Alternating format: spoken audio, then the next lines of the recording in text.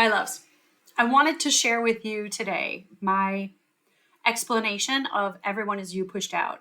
Now, this is my interpretation. My interpretation is very different from a lot of the other creators that are out there. So you could take it or you can leave it. I don't really care. I also reserve the right to anything. I reserve the right to change my mind if I'm given other information at a later date. Okay. So, number one, we are the creator of our reality. We are the God of our reality. You can go back to all the Neville texts. You can go back to a lot of other thought leaders. All right. I do believe we are the God of our reality. As above, so below. That also implies then that I'm creating all of the people in my reality that I'm playing with. Okay. I'm not going to get into walk-ins and background people or NPCs or any of that stuff. Let's just, for the sake of this, everybody's real, but I'm creating my version of them in my reality. Now, the last thing, this is the most important thing. This is why everyone is me pushed out.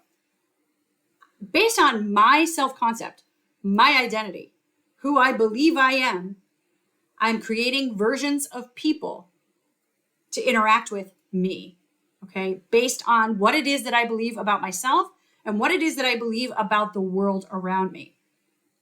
Let me give you some examples. So in the past, this is years ago, I was the person who believed that if I started to have feelings for someone, that they would abandon me. Okay, I had deep abandonment wounds from childhood.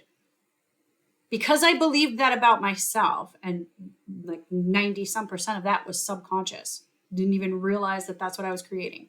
But because I had that belief about myself, that was my identity, I then created versions of people in my reality that would keep abandoning me, or any slight that they made, any sense of like if it took them too long to text me back, I always interpreted that as abandonment.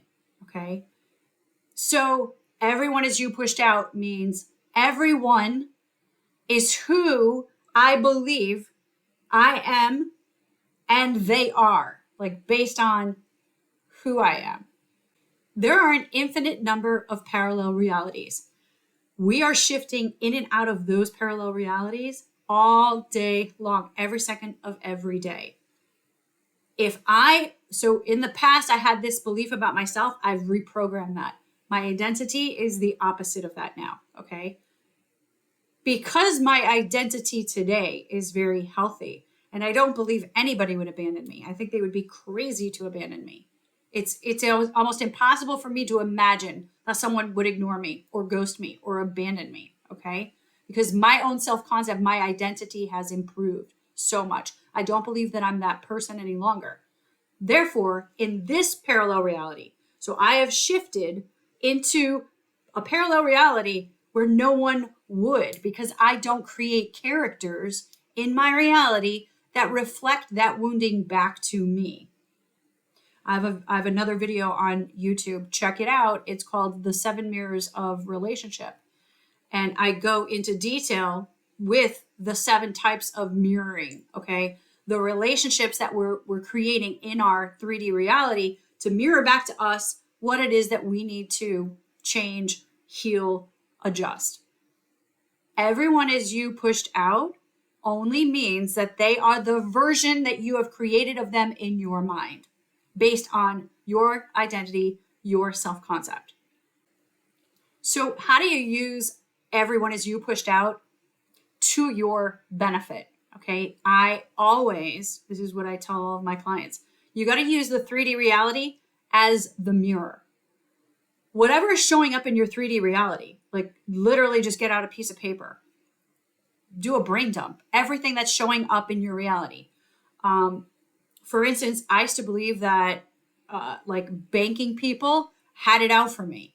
So anytime I had a problem with the bank where I had to get a fee reversed or any type of adjustment, right? It would never go my way.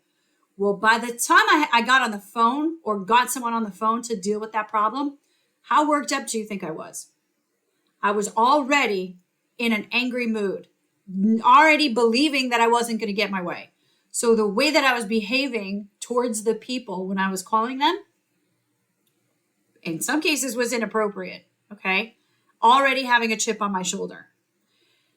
And then I created versions of people, the people that I was interacting with at those institutions, I created versions of them that told me no. No matter what, they were going to tell me no, because that's the belief I had about myself, and that's the belief that I had about my 3D reality.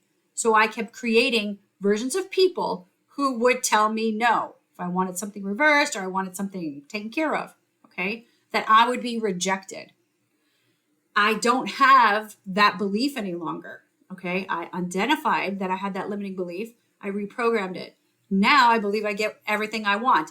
Even if it's not in the moment, it'll get worked out, okay? So even if I'm told no at the start, it doesn't matter. Don't get upset, because you're gonna end up getting it back anyway. Somebody's gonna look at it, somebody's gonna review it, or they're gonna realize that they made a mistake. It's gonna get corrected. So don't even get upset about it. That is the belief that I have now. Now, does that happen 100% of the times? No. But the majority of the times, it does work out for me, okay? Because I now have the belief that everything is always working out for me, especially in those situations. I do a lot of coaching for relationships, okay? So I have a lot of people that come to me with relationship issues, and they want to know how to resolve them. It's always about self-concept, right? So I will have them do a number of exercises. The number one exercise, I call it a T-tool. The number one exercise that I have them do is tell me the story that you've been telling yourself about romantic relationships or anything that you want to manifest. What is the story that you have been telling yourself the whole time why you can't have the healthy romantic relationship that you desire?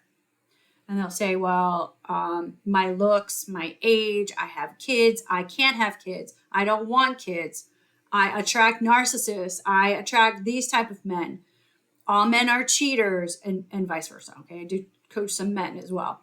But that is a story, that is your identity, that is your self-concept. That is what you believe about yourself. Our ego convinces us that that is the only truth, okay? Our ego convinces us that if we let go of those beliefs, that we'll die. It's doing its job. It's there to protect us. Our job, though, is to identify that story and debunk it, reprogram it. So if you have these limiting beliefs, and I'm just going to take relationships, if you have these limiting beliefs about yourself in a relationship, you need to identify the limiting beliefs that you have and start reprogramming them. When you start to reprogram them, I guarantee you, like within the first couple of weeks, things are going to start turning around for you. Not only in romantic relationships, right? I found that if I just work on one area, all the other areas tend to start moving in a better direction, okay? Once you start working on self-concept and you start identifying the limiting beliefs that you have about yourself, you'll start to turn things around very quickly. And then the more that you do that, you'll begin to build momentum. Let's take the example of third parties. So when someone comes to me and tells me that they're in a situation where they are the third party, okay, that the person that they want to be with is in another relationship, and the third party could be a person, place, thing, or habit that is chosen over you. They're coming telling me that this person's job is always chosen over them, or their mother-in-law is always chosen over them, or their whatever. Something is always being chosen over them. It's because their identity since childhood has been, I'm not a priority. I'm not ever chosen. I'm not ever the center of attention in people's lives. And therefore, they create versions of people in their reality that reflect that belief back to them. Now, how do you shift that? How do you change that? How do you get that person then to start choosing you, to start prioritizing you? You have to reprogram the identity. As you're reprogramming the identity, you're shifting into the parallel reality to the version of that person who always chooses you. So a lot of times people will come to me and say, oh, well, he just messaged me. He wants to get back together. He got rid of the whatever, XYZ, third party, okay? But I'm going to blast him. I want an apology. I want this. I want that. I want him to beg and, do a whole process to get me back. Why are you going to do that? Sure, I mean, an apology may be warranted. But why are you going to try to punish them? Because here's what you're going to do. You're going to bring back the old fucking version. You're going to bring back the shitty ass version that rejected you in the first part, because you're bringing it into that new reality. You have to let the old timeline go in order to embrace the timeline where they are choosing you. Okay? The person doesn't exist. They're only acting out the script that you have created in your subconscious mind. Why are you going to yell and scream at them? Okay. When you start to practice this and you start to realize what I'm telling you is true, you're going to realize you've been acting like a crazy person more often than not. Okay. I recognize that I was acting like a crazy person, thinking that these people were harming me, but I was creating these versions of them that were perpetrating things against me. So I hope this clears up, especially for my group that I coach. Okay. I hope this clears up any questions that you have on Everyone Is You Pushed Out. If you have any questions, post them down below. If you have anything else that you want to know about, just post them down below. I'll cover them. I love you guys.